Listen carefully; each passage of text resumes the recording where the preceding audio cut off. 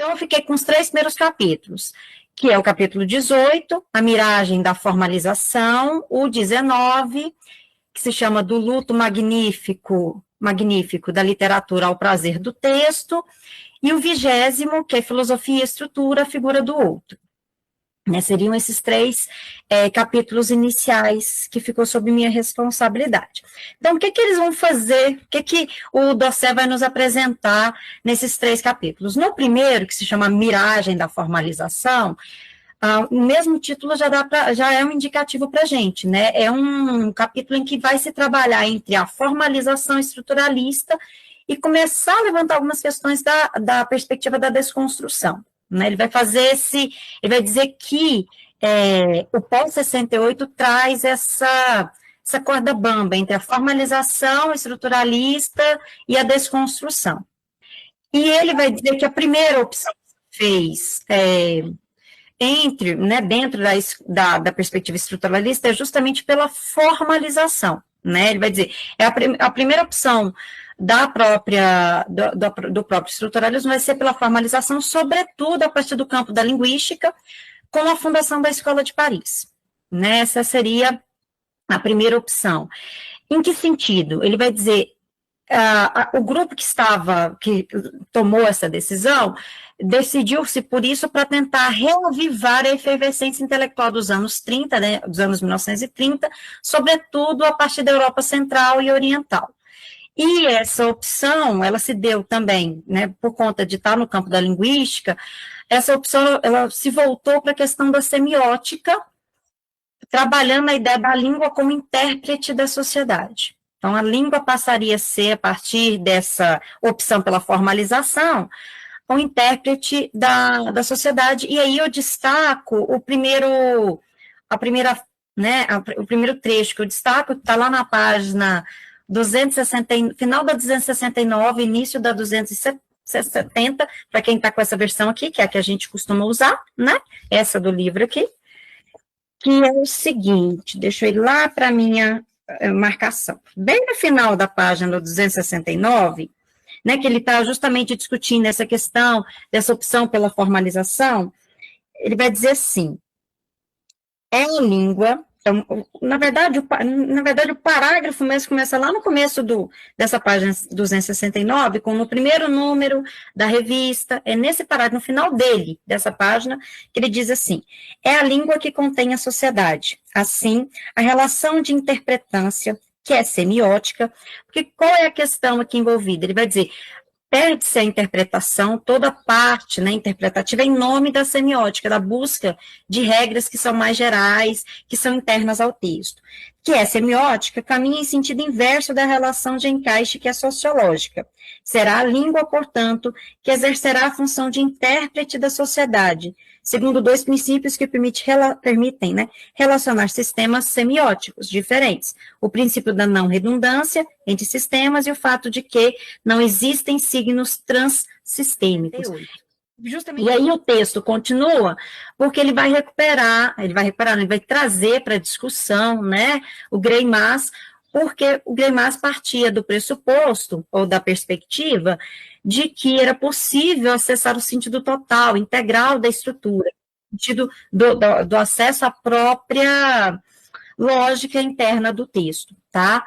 Então, como é possível fazer isso, segundo essa perspectiva? Com a morte da literatura, né, e com a busca de eixos semânticos e a hierarquização desses eixos semânticos. Com isso, seria possível, segundo essa perspectiva, fazer uma abordagem daquilo que está imanente no texto literário, né, e buscar a sua lógica interna a partir de categorias semânticas. Isso exclui, o que eu estava comentando antes, que é as próprias determinações exógenas, né.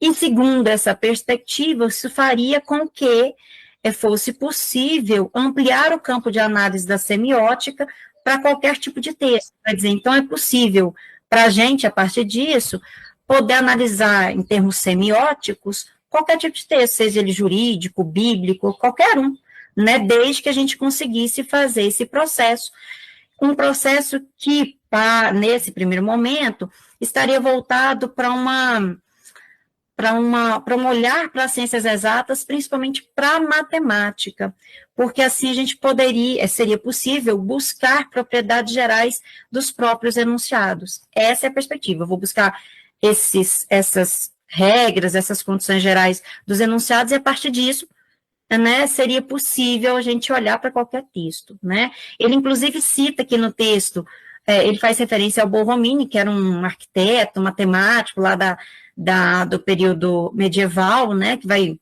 responsável por uma série de obras da Renascença italiana bastante significativas, justamente por conta desse estudo que o Borromini fez da questão das miragens matemáticas, de como é que você pode construir realidades que, na verdade, são miragens a partir do uso da matemática, porque ele faz isso nas obras arquitetônicas que ele produz no período da Renascença, tá? Esse livro, na verdade, não é ele, né, que está falando, ele está trazendo alguns elementos do que toda essa corrente teórica, conhecida como estruturalismo e depois pós-estruturalismo, trouxe para o centro do debate nas ciências humanas, principalmente na França, como a gente já cansou de falar aqui, em alguns momentos nos Estados Unidos, sobretudo no período chamado pós-estruturalista, e que teve algum respingo, né? Digamos que aqui no Brasil foi quase que um, um tsunami, né? Porque isso teve uma influência, infelizmente, muito grande no Brasil, né? E aí a gente tem que ter isso muito claro, tá, gente? O que está sendo escrito aí, o que ele está fazendo é uma crítica ao estruturalismo. Não está dizendo que o que eles estão dizendo é certo, né? Porque senão a gente confunde tudo, né? Tá bom? Não, ele não está dizendo que essas coisas são... em algum momento, nós podemos pensar até no estruturalismo como uma espécie de delírio teórico. É um delírio, uma coisa que eles estão tentando constituir a partir de determinadas proposições teoricamente teóricas acerca do que são as coisas. E com muita sagacidade, digamos assim, eles se afastam daquilo que tem de mais essencial na ciência, que são as evidências. Então, se eu não preciso dar conta das evidências, eu não preciso mostrar nada. Tudo que eu disser, em alguma forma, tem relevância e pode ser levado a sério, digamos assim, ou pode ser escutado. Tá? Então, isso é muito importante e central para essa discussão. Inclusive, eles entram na área da matemática, né, da álgebra. Lembrei muito aí do Joe, que trabalha com álgebra, né, no Matema, né, que é uma matemática, Matema, e vão meio que atirando para todos os lados, e tem lá o que eles chamam de ciências pilotos, ou ciências que são fundamentais, que seria a linguística, a antropologia e a psicanálise.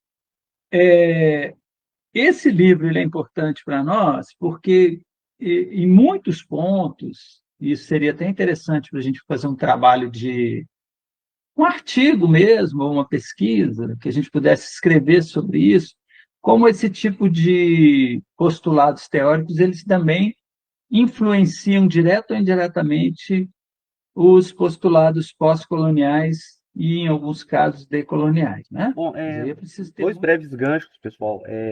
Na verdade, eu estava sendo ferroado por uma observação do professor Elias, que parece que é generalizar essa questão de alguns campos do conhecimento e a educação, inclusive, não se articular com o que parece ser relevante. O comentário que o professor Elias estava fazendo sobre a questão do professor que palestrava sobre determinado teórico, e parece que isso acaba que é meio que uma epidemia epistemológica, né? Assim, em vários setores, inclusive da educacional, de pesquisa em geral, da área de humanidades, da área de exatas também, né? A falta de articulação e a falta de contextualização com a falta de crítica, talvez, com a relevância do estudo, né? Do estudo, da discussão teórica. Esse é um ponto que eu achei absolutamente interessante na fala. E outra também, né, que não dá para deixar de esquecer, né? Eu lembro do Frank Banil, né, falando a questão da narrativa e da temporalidade, né, como categoria de organizar as coisas. Assim, em absoluto não dá para pensar nesses termos, né, porque senão você acaba ficando totalmente aquartelado só na sua perspectiva de visão e não tem condição nenhuma sequer de propor o que a gente chama de diálogo, né.